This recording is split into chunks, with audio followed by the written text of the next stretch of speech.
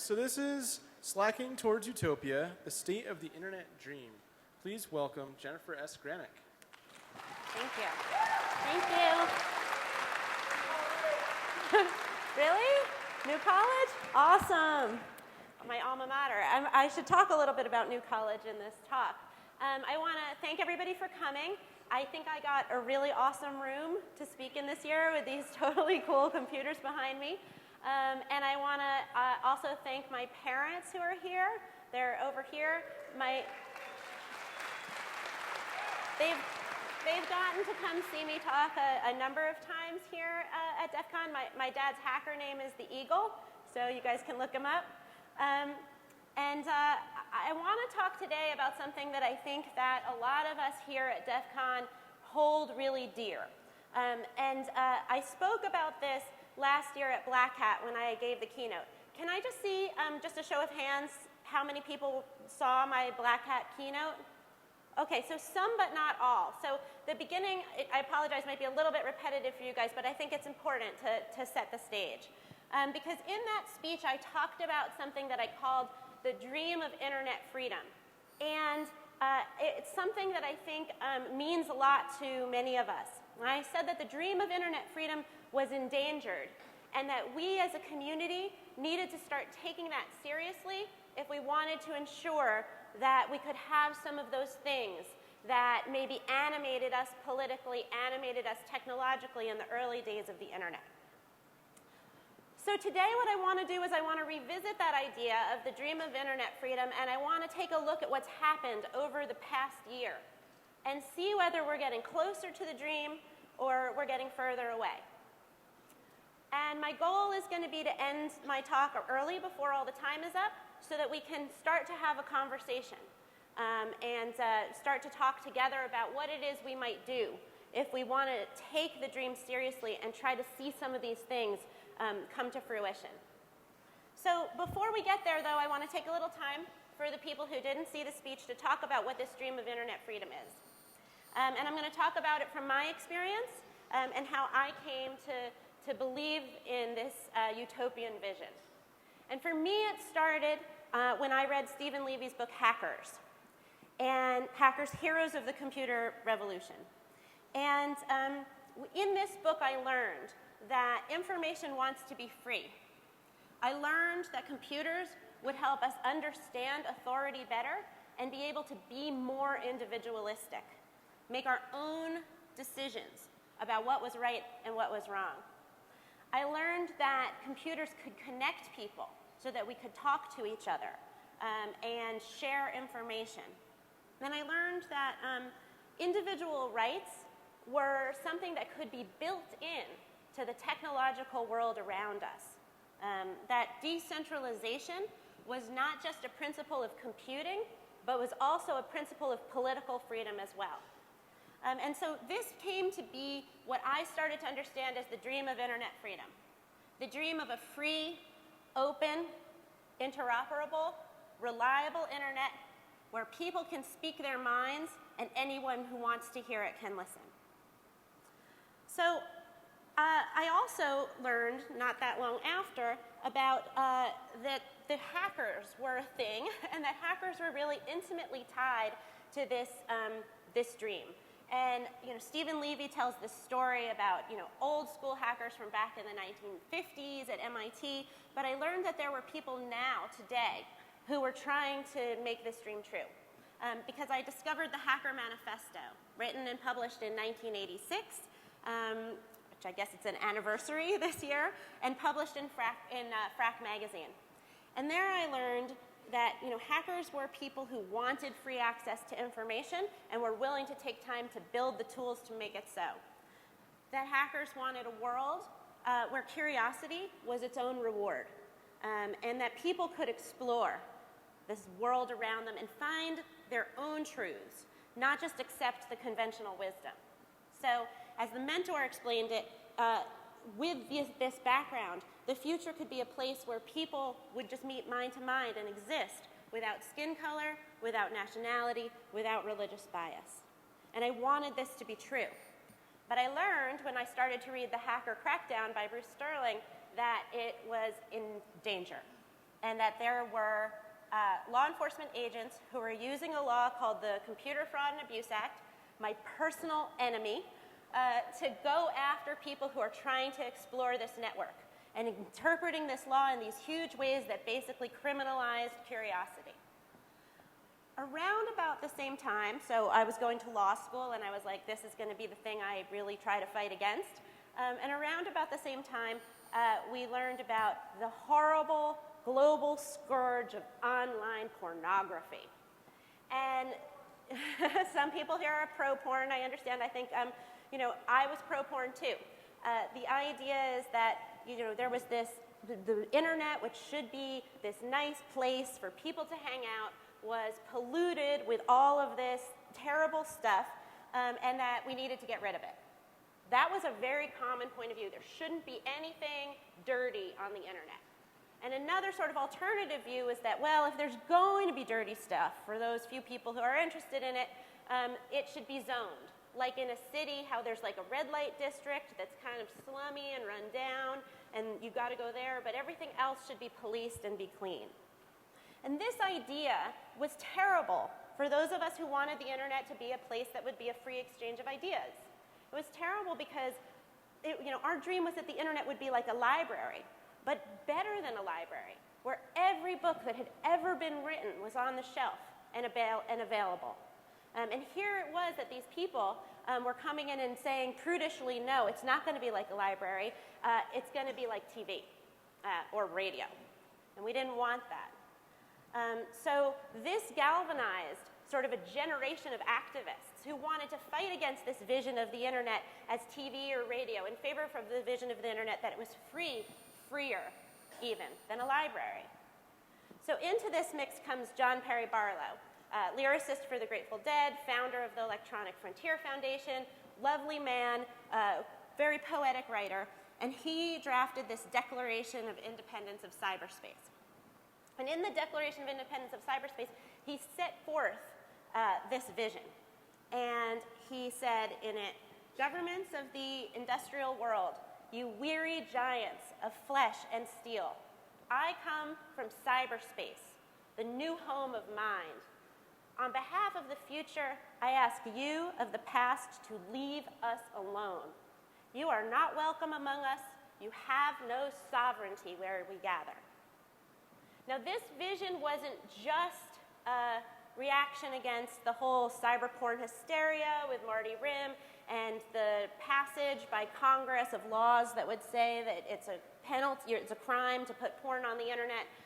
This was, reacting to those legislative proposals, but it was also a reaction to this government and business as usual, and a real expression of this dream of internet freedom that the people together would govern themselves and would be able to take care of and provide for each other this intellectual stimulation. Okay? So this galvanized me, motivated me in my legal career, and I think that it did the same for many, if not most of you. That this was the thing that got you excited about computers in the first place and made you want to be a part of it. So the dream of internet freedom. That we would be able to overcome age, race, class, and gender. That we would be able to communicate with anyone, anywhere. That we would have free access to information wherever in the world it was generated. The hands-on imperative, that we wouldn't have to take the way things work for granted, that we would be able to investigate and explore it for ourselves and find our own reality. And ultimately, the idea that computers would liberate us. So how are we doing? Well, I think that this utopian vision is less and less true every day. And it's less and less true because of some dynamics that maybe we couldn't have predicted at the time, right? Today, technology is generating more information about us than ever before, increasingly making a map of what we do for governments and for companies to learn about us and to attempt to manipulate us or to otherwise regulate us. It is a golden age for surveillance. Today, there's a real appetite for censorship. Racism and sexism have proven more than resilient enough to thrive online. And people who use the internet don't want to hear this garbage. They want someone to take care of it for them. And so there's an appetite for censorship, not just in the United States, the home of the First Amendment, but in countries around the world that have even a less robust free speech tradition than we do. And there's a real appetite for corporate control. And a lot of that has to do with spam, malware, bad user interface. People want to have their technology work. They are attracted to a safe, closed ecosystem where spam and malware and taken care of, where software updates happen automatically. There's just not this appetite for individualized control of technology. There's no market for it. And so these are the things that are happening today: surveillance, censorship, and control. And they're enabled by three trends, three things that are happening that make this possible. And one is centralization. Okay? Centralization is the idea that all our services are now one thing. Google for search, Gmail for email, Facebook for social networking. It's enabled by regulation. Governments are getting involved here and are regulating for these things that people want. And ultimately, globalization. Internet companies are global from the get-go, and so it's not just the United States that's involved or the United States and Europe that's involved. It's countries from around the world who are getting involved in the regulation game. So now I want to talk about, that's my sad state of affairs. So now I want to talk about what's happened over the last year or so, and see if we can learn from recent experience about these things. So let's take freedom of expression. All right. We have moved very far from the idea that people get to see whatever information they want to see. It's actually particularly scary because sometimes we don't even know, maybe most of the time we don't even know what information is being removed from our purview. So here's an example. Facebook has been sued multiple times by families whose loved ones were killed by ISIS. And these families have said that it's at least partially Facebook's responsibility because Facebook has videos from jihadists online that are talking about and trying to foment allegiance to the group and foment jihadist activities. Okay? So Facebook is getting all this pressure to take things down. And it's not just from a few civil litigants either.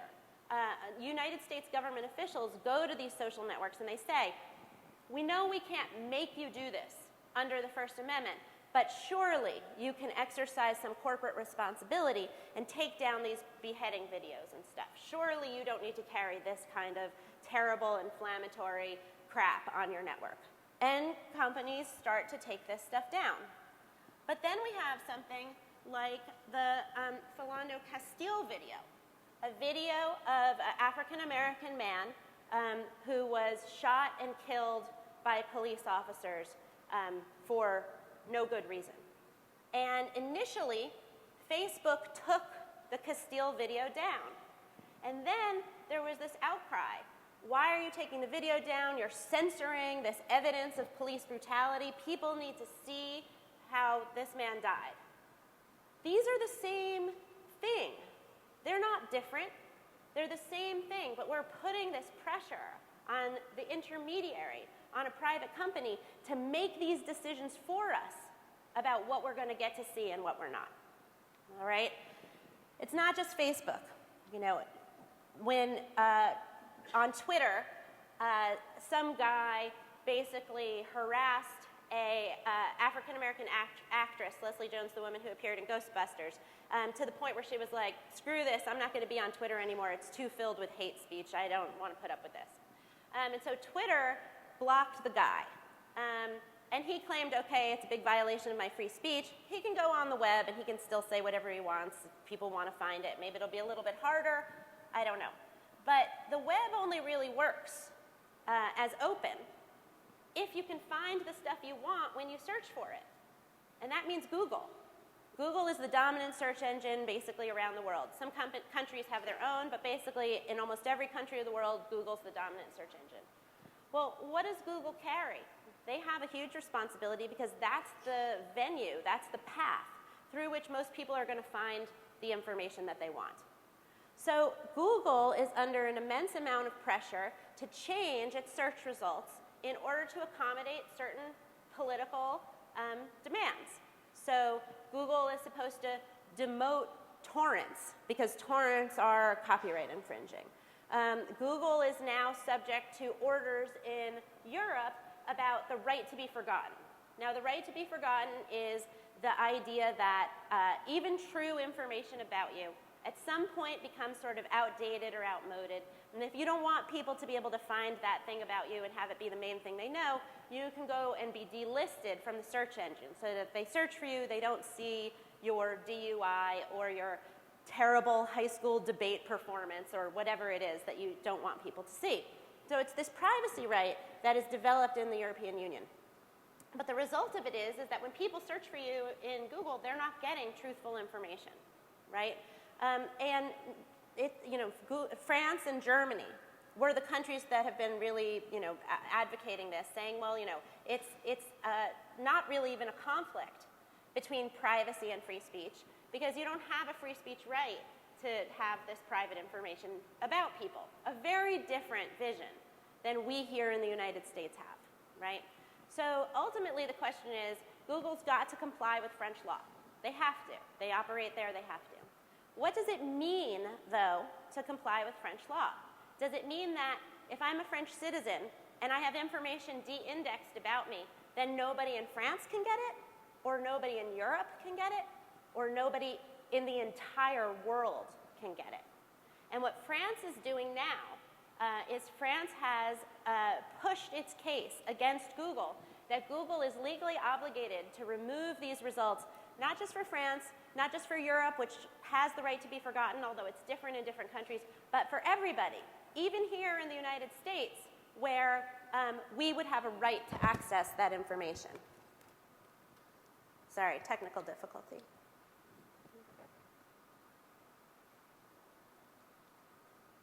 Why should France be able to tell us what we can and can't see?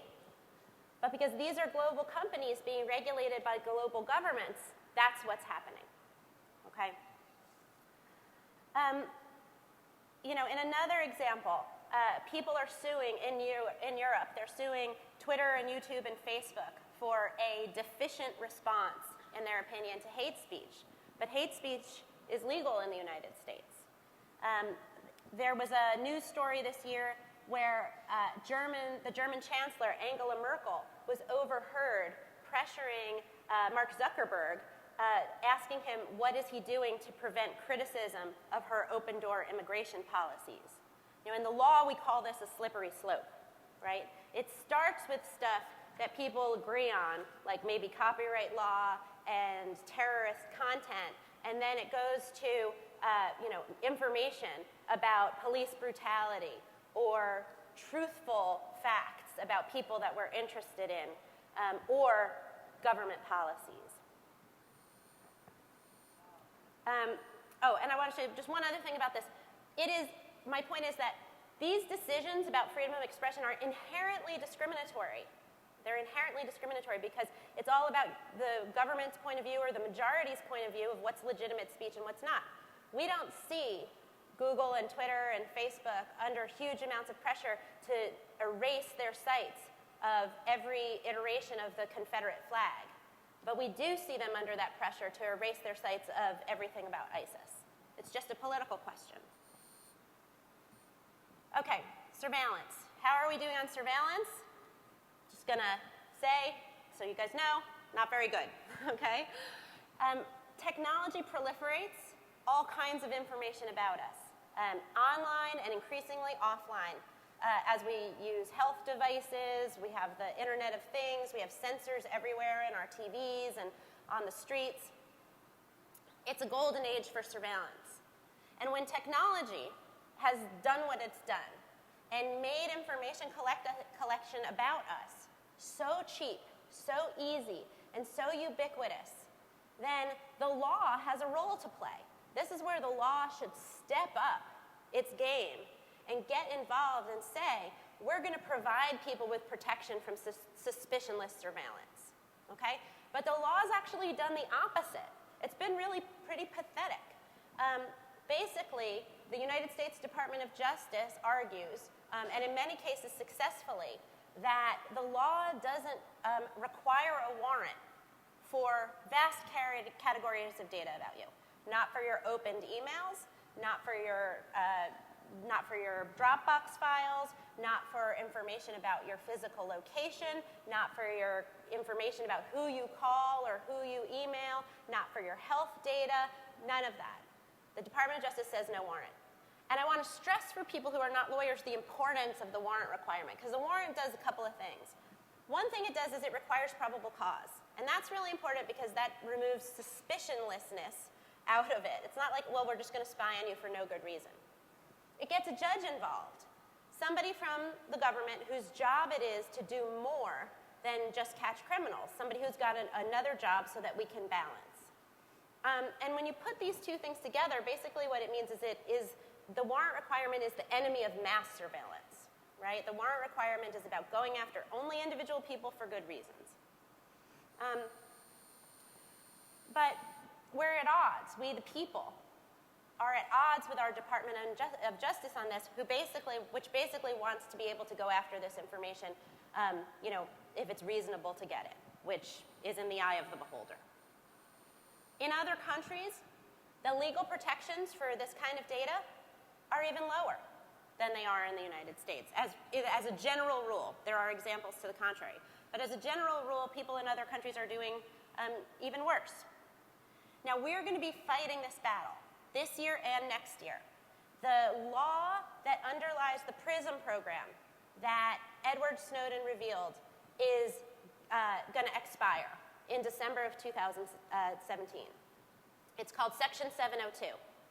And that law basically says that if the government is looking at a foreigner, their intention is to spy on a foreigner, then they don't need to get a warrant to do it, even when that foreigner, or maybe especially when that foreigner, is talking with Americans. So for people who care about American privacy the most, it's bad for American privacy.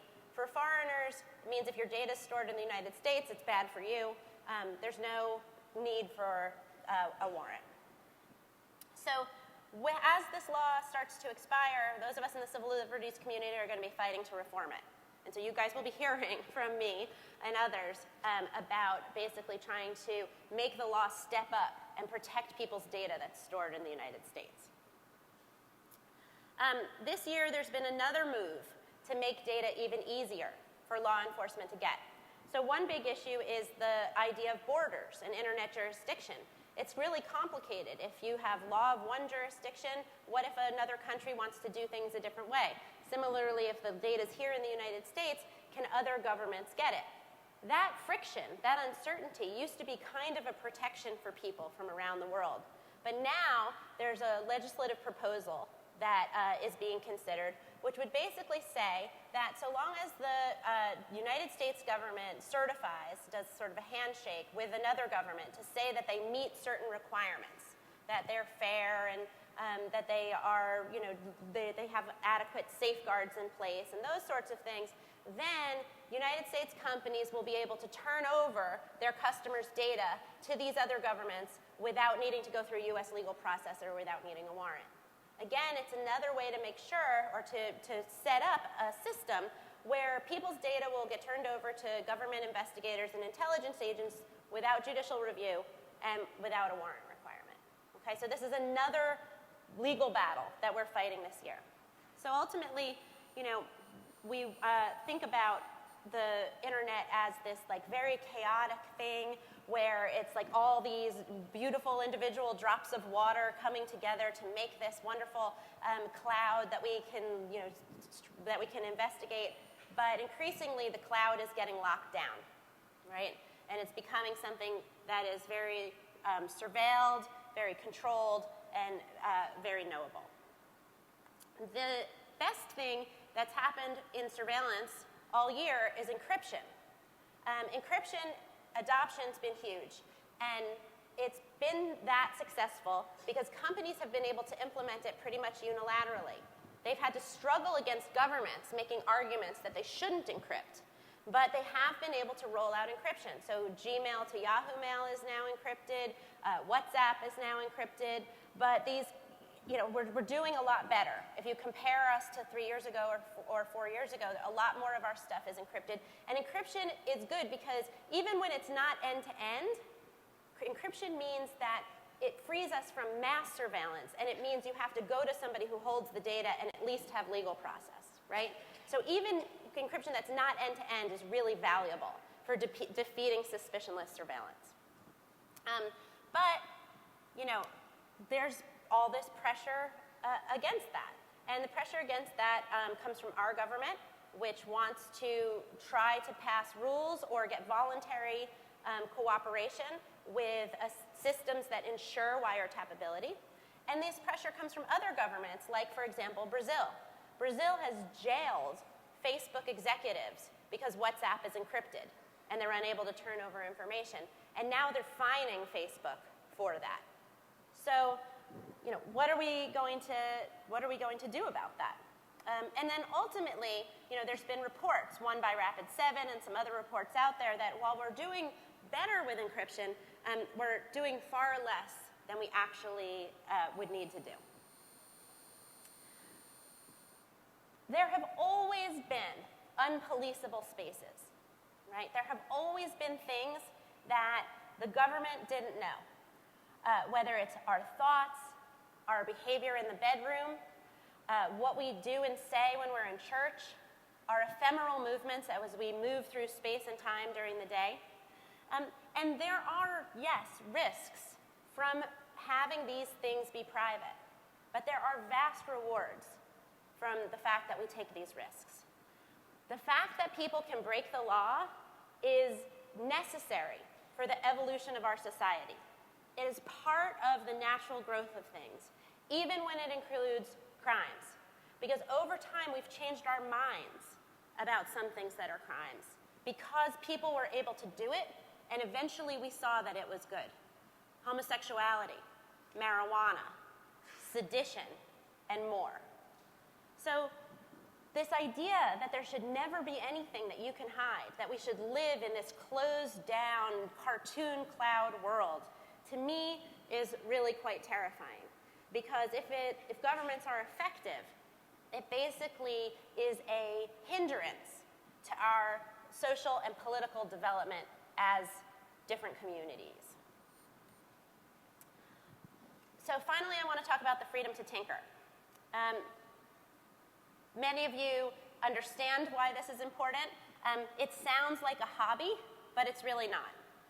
It's a phrase that means to capture our ability to study, modify, and ultimately to understand the world around us. And interference with the freedom to tinker is part of this centralization movement, right? The Digital Millennium Copyright Act, Section 1201, is a great example. It basically gives this legal protection to digital rights management software so that people can't tamper with it, and so it also controls the way people use the underlying copyrighted work. But of course, the big enemy in my mind of the freedom to tinker is the CFAA, the Computer Fraud and Abuse Act, my personal least favorite statute. And this year, we had a ruling from a court in a case called Facebook versus Vachani. It had been in the lower courts as Facebook versus Power. And it just came out in July. It's a case brought by Facebook against Power. And what Power was doesn't exist anymore. It was a social network aggregator. It allowed people to take all their social networks, Facebook and, you guys may remember some of these, MySpace, your LinkedIn, your what was the music one? Anyway, you could take all your social networks, some of which don't even exist anymore, and maybe this is why, and aggregate them into a single place so you could see them all at one time. And Facebook didn't like that, right? They didn't want that to happen. So initially, the company, Power, said, well, we can do this even if Facebook doesn't want us to do it, even if it's against Facebook's terms of service, because the Facebook users want us to do this. They want us to pull their information out and show it to them this way. So Facebook wrote a cease and desist letter to Power and said, you've got to stop doing this. And the court case was over whether Power had violated the CFAA, a criminal law, in continuing to provide its customers with this social network aggregator. Now, those of us who hate the CFAA celebrated years ago when the court said a mere violation of the terms of service is not a crime, not a violation of the law. And we were like, yay, that's great, because terms of service say all sorts of crazy things. That's the law in the Ninth Circuit, where California and Nevada are, but not necessarily the law in other parts of the country. But we were like, this is leadership. We're going to show how it is. We'll lead the way. Well, now the Ninth Circuit has said, okay, terms of service violation may not be a crime, but if you get a cease and desist letter, and in the letter the company says, stop doing this, and then you keep doing it, well, then that is a crime. Then you don't have authorization, and that is a crime. How can we let companies that write letters tell us what is and isn't a crime? Why are we letting companies that run computers say what people should and shouldn't be allowed to do with their own data? Yet that is the ruling from the Ninth Circuit, which I previously praised. This is a terrible decision for the freedom to tinker. It pushes us into living in a permission-based world, where if we don't have permission, then we can't act. And if we act without permission, we can be sued or we can be incarcerated. So, what's at stake? Over the next 20 years, I think my fear is that if things keep going this way, things will happen and people really won't know why. Companies will make decisions, you'll see something or you won't. There'll be an algorithm that does something with your data or shows you an ad or otherwise tries to sell you something, and maybe you'll get a loan, maybe you won't get a loan, and you won't be allowed to investigate the software that helped make those decisions. Increasingly, we'll see less and less controversial content on the internet as companies either exercise their corporate responsibility or as they're pressured by governments around the world to take things off. There'll be security halves. The governments that are allowed to break the Computer Fraud and Abuse Act will continue to go ahead and do so, and there'll be security have-nots, the people who cannot, whose ability to tinker, whose ability to explore is controlled, will just have to go along. And we're headed towards a world that's less like the utopian dream that I described, and more a world where surveillance, censorship, and centralized control by companies and governments is the norm. That's my fear. I proposed last year in my Black Hat talk a number of things that I thought would start to help us to avoid going too far into the horrible cartoon cloud world and try to bring us back more closely to the dream of internet freedom. And I think that we are doing some of these, we're starting to do some of these pretty well. But we don't have actually the support necessarily of everybody who uses the internet. Because the reason why it's headed this way isn't because people are stupid. The reason why it's headed this way is because people have other values at stake. There's other things that people care about. It's not going to just be, people are prejudiced against minorities or whatever, but it's because of fear. It's because fear will start to drive our decision-making. We're afraid of terrorists. We're afraid of pedophiles. We're afraid of drug dealers. We're afraid of crime. We don't like hate speech. So people will start to embrace, we don't like malware, we don't like spam, so people will start to embrace this centralized control. They'll go for the walled garden. They'll cheer for pressure on social networks. So what do we need to do to fix it? How do we make the dream of internet freedom possibly become more real? This year I went to a decentralization camp at the Internet Archive, which is operated by Brewster Kahle, also a really wonderful man. And the decentralization camp was Brewster's effort to jumpstart this conversation that I want to have here about what can be done to try to retain, capture, enshrine the architecture of the internet that can lead to ensuring these things that I've described as part of the dream. And Brewster's camp had a lot of builders there, people who were currently in the process of building these decentralized technologies. And that was really awesome to see. And I learned a lot of stuff, and I met a lot of really cool people who wanted to have technology be this force for political freedom, this force for individual freedom, this force for free speech and free expression. But ultimately, I think, and maybe you guys are going to be able to convince me otherwise, but ultimately I think that technology alone isn't really the problem. Because I don't think the problem is that we don't have the tools for a decentralized network. I think the problem is that people maybe don't understand or value enough what a decentralized network can bring us, what openness can bring us, what this kind of technological freedom can bring us, and they want the bad things to be taken care of. And so from my perspective, I feel like not just technology, but norms, the values that people have we need to talk about it. And we need to basically explain to people and help people understand when we get rid of this, we're also getting rid of this. That that there are good things that go together with it. There's a saying we have in the law, I think, that there's 4 regulators for human behavior. There's technology, there's markets, there's law, and there's norms. And I think that if we want to maintain what we have today of the dream of internet freedom, if there are things that we want to get better, or even if we just want to kind of keep the status quo, then we need to start talking about bringing those levers to bear on this problem and start building the system for this revolutionary technology to either stay or for us to think about what technology that's going to be liberating is going to be the thing that replaces the internet that we will have in 20 years. So thank you for your attention. I promised I would leave time for questions and comments, and I think we actually have about 10 minutes, so I did what I wanted to do. And I'd like to invite people who have thoughts or questions to come to the microphone. You need to come to the microphone so that people can read it. But I do want to let you know, even though I got to give a speech for a really long time, you don't.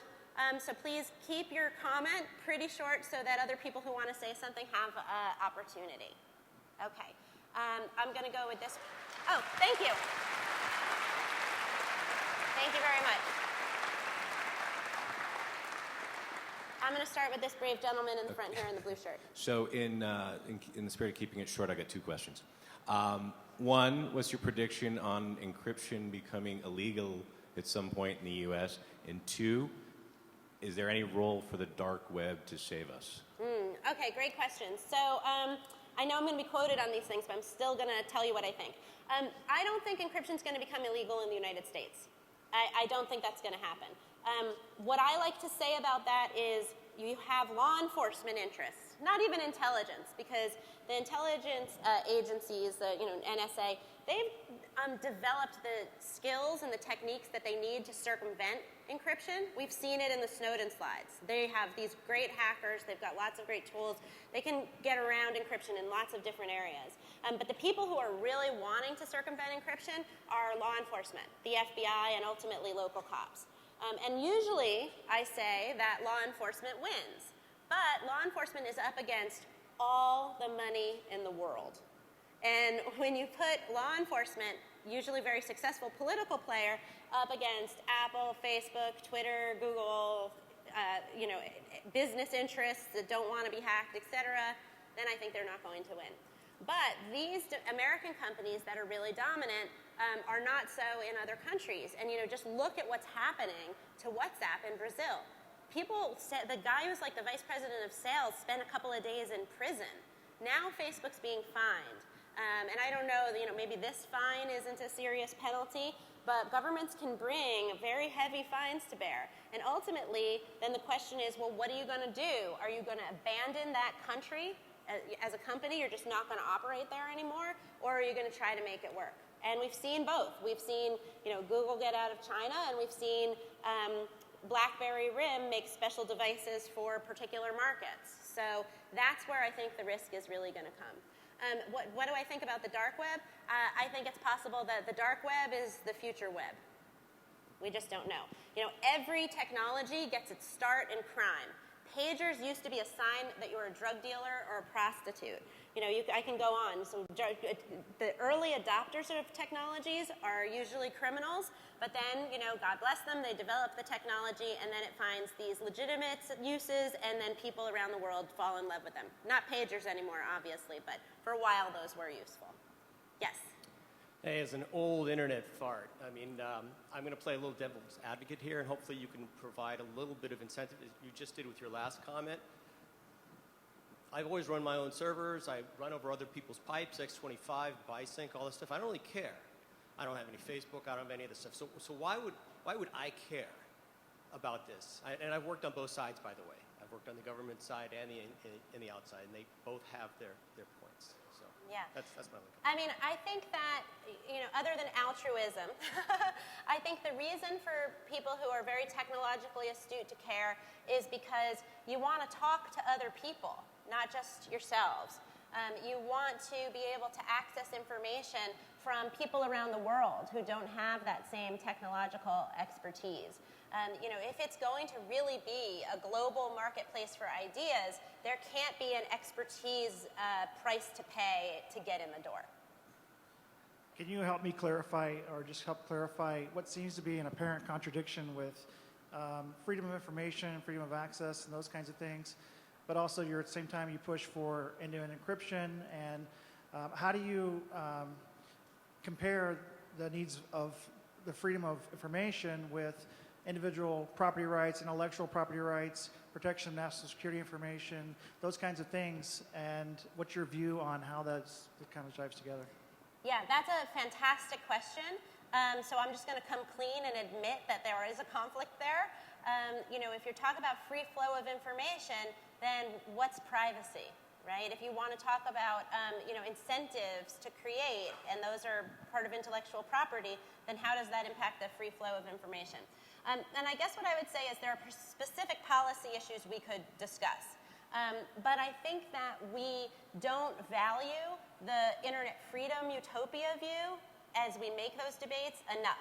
So we have very strong intellectual property protection, like in the DMCA, and we have a lot of things that are prohibitive there. I think we go too far. In the surveillance versus freedom of information thing, I think that's a really hard issue. You can see it in the right to be forgotten. If I'm really worried about personal privacy, I'm an American, so for me it's a little bit of an easier question. I feel like truthful information should not be suppressed, period.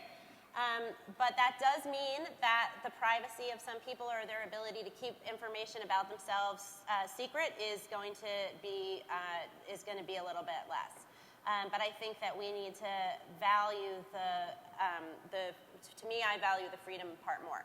But when we do policy, a lot of times it's a negotiation, right? You're not really picking one or the other. You have these options where you're trying to, sort of optimize the two things, and you have to balance. But in order to do it correctly, you have to value both sides. And what I'm saying is I think there's a side here that we're losing track of, that we're not valuing enough. Now, I want to say something else about that, which is related to encryption, which is encryption.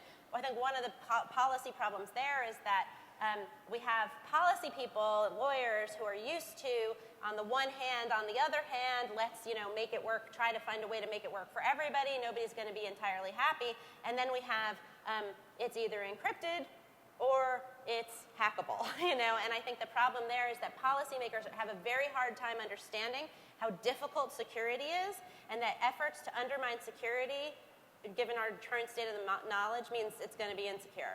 And so we're sort of taking a nuanced way of looking at the world and trying to make it, and they're trying to apply that nuanced way to something where it's a much more binary on or off kind of thing.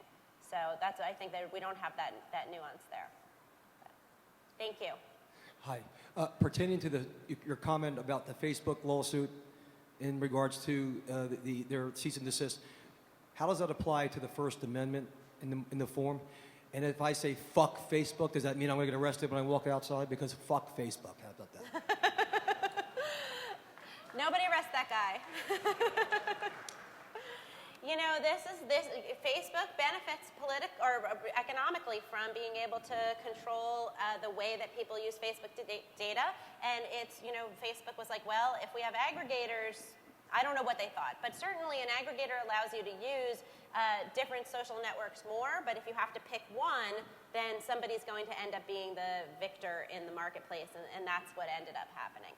We have this ongoing debate about what the CFAA can prohibit if you let it be up to a company that either puts it in terms of service or writes a letter. And this irrationality is not something I think courts are really understanding very well right now. They're considering it in like a narrow case, but they're not thinking large enough about what the risks to free expression are. Yes, next, please. Can you remind me of what your speech was called? Slouching towards internet utopia, I believe was the... And I recognize and respect that you're an intelligent woman, so I would like to believe that you understand that the principle of utopia is completely impossible. Are you asking me if I think utopia is possible? No, what I'm trying to ask is, how can you say that there should be no regulations whatsoever when the past has shown that regulations are necessary to form the utopia, and without them, it leads to anarchy and chaos? Okay, I get totally, thank you. So there's two views, I think, of what I'm saying. One view might be we should have less regulation. I don't think no regulation is possible, but one view might be we should have less regulation. Another view might be we should have more regulation. That we regulate what people can do, we regulate what companies do, we regulate what the government can do in order to further these values. So the reason why I call it the dream of internet freedom, and I say that it's utopian, is because I don't think that we're going to live like that, but I think it's a vision. It's like a set of values that I think we're losing sight of, that I think drew me and a lot of people to the internet, and I think we're slowly losing. And I think if we want to preserve some of those aspects, if we want to have some of that be true, then we need to start thinking about what to do. Now, whether we do it through regulation of government or we have less regulation of speech, these are going to be case-by-case things. Thank you. I think I have one more minute, so I think this is going to have to be Yeah, this is going to be quick. Basically, this is about the end-to-end encryption that we're talking about, and how the end-to-end encryption cannot be misused by organizations like ISIS and others, and that is something that I'm... So for how do you segregate organizations like ISIS versus the good community? How do you differentiate, and how do you make sure that those communities do not abuse the others? That they don't, yeah. So I think, my view of this is that, I don't think that, I have an opinion about this, but I don't think that more information about ISIS will make more people join ISIS. I think it's just as likely, if not more likely, that more information about ISIS is going to make people feel resolved against it. That will make people, if they hear their friends or relatives talking about how ISIS are attractive in some way, will make them resist it, or will make them say something to their friends and fight against it. So I don't think that the regulation of the information about these social or political movements, about abusive governments, about terrorists, about these issues, I don't think controlling the information about it actually helps make the world a safer, better place. I think that more information overall makes the world a safer, better place. So, I'm looking for my boss, who's supposed to tell me if I'm not allowed to take any more questions until I stop. Okay. All right. So I've always seen the U.S. Fourth Amendment as making a space where people can explore the world, and as long as what they do does not reach the realm of probable cause, they'd be left alone. That it would be a so-called lawless space, but it would still be a constitutional space. And I always thought that, it's not going to engendering anarchy and chaos, as if what you're doing to be left while you're left to your own devices does not reach to the point where you're harming someone else and there's suddenly probable cause against you, that you'd have the freedom to do that kind of stuff. Separately, real quick, you say that people want companies to essentially take care of everything for them, that they just want the bad things to go away. And from my perspective, that doesn't really seem to be too much why so much centralization, or why the decentralized parts of the internet are shrinking. The loss of ephemerality of communications online, where information is stored indefinitely, where you can't just have casual conversations. There's a lot more consideration has to be made towards everything you say online now, and the thought of exploring some random topic now has, especially the extremes, now has a lot more concern to be had because of the loss of ephemerality. That's also compounded by the fears of surveillance, where, some random chatter online is more likely to be seen if you're talking about something that may be extreme for your current culture. And loss of trust as Google is a capable steward of your privacy, not necessarily because of any purposeful action on their part, but because they still have to abide by a lot of legal processes. A lot of people are aware they have to abide by a lot of legal processes that, unfortunately, your search queries have to be seen. So let me ask you a very quick question, okay? What do you think is the answer to that? Is technology the answer? Is law the answer? Do people have to change the way they think about the internet? All of those? I would say make it safer for the people who typically explore the fringes of society to do so. So keep fighting against surveillance, keep pushing for more ephemeral communications, make it safe to keep exploring. Thank you. And that's my time, so thanks to all of you. I really appreciate your coming and your attention. And thank you for having me.